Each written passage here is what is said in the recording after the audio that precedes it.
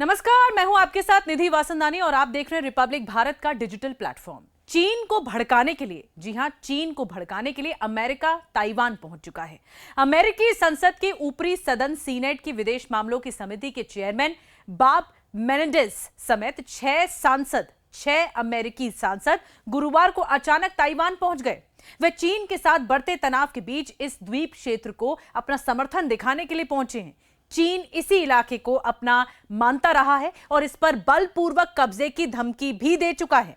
America का Taiwan के साथ कोई औपचारिक संबंध तो है नहीं, लेकिन वह इसका सबसे महत्वपूर्ण अंतर्राष्ट्रीय समर्थक और हथियार आपूर्ति करता है। यानी ताइवान को अमेरिका हथियार सप्लाई करता है। तो आप समझ जाइए, चीन ताइवान पर कभी भी हमला बोल सकता है। अब आप समझ गए होंगे कि चीन ताइवान पर आखिर भड़का क्यों है। चीन अपने दोस्त रूस के नक्शे कदम पर है। कहीं रूस की देखा देखी चीन ताइवान को कब्जाने के लिए एकदम से अटैक न कर दे, जैसे रूस ने किया। चीन ने कहा है कि अमेरिका के उकसावे के बाद वो ताइवान की सीमा के पास युद्धाभ्यास करने की तैयारी कर रहा है। यानी एक बड़े मिलिट्री ऑपरेशन की तैयारी कर रहा है चीन। यानी चीन और अमेरिका के बीच शीत युद्ध की शुरुआत तो हो चुकी है। जुबानी जंग ऐसी तेज हो गई है कि पहले अमेरिका की तरफ से यह कहा गया कि ताइवान की रक्षा करने के लिए अमेरिका हर संभव कोशिश करेगा। अब अमेरिकी सांसद ताइवान के विवादित क्षेत्र में पहुंच गए हैं। फिर चीन ने पलटकर वार किया कि अमेरिका चीन के मामलों में दखल देने वाला कौन होता है।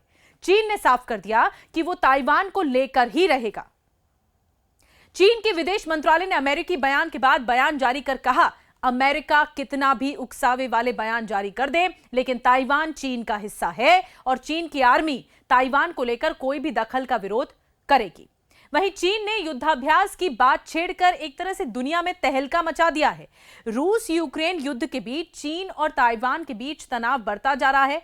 माना जा रहा है कि दोनों देशों के बीच कभी भी युद्ध शुरू हो सकता है। चीन ताइवान को अपना हिस्सा बताता रहा है और उसको शामिल करने के लिए कभी भी हमला बोल सकता है। चीन इस वक्त भड़का हुआ है। चीन ताइवान पर पहले ही साफ कर चुका है कि ताइवान के मुद्दे पर वो किसी की भी नहीं सुनने वाला। ऐसी स्थिति में अगर चीन ताइवान पर हमला करता है तो अमेरिका और चीन के बीच जंग शुरू हो सकती है और ये जंग विश्व युद्ध, वर्ल्ड वॉर से कम नहीं होगी। चीन और अमेरिका दोनों ही परमाणु संपन्न महाशक्ति हैं। ऐसे में परमाणु युद्ध छिड़ने की आशंका भी बढ़ जाती है। इस बीच चीन ने अपनी परमाणु शक्ति यानी जो न्यूक्लियर वेपन्स हैं उसको बढ़ाना शुरू कर दिया है। परमाणु शक्ति को बढ़ा रहा है चीन। चीनी ड्रैगन ने बहुत तेजी से परमाणु बम बनाने शुरू कर दिए हैं। चीन की नजर अमेरिका और भारत के परमाणु हथियारों पर टिकी हुई है।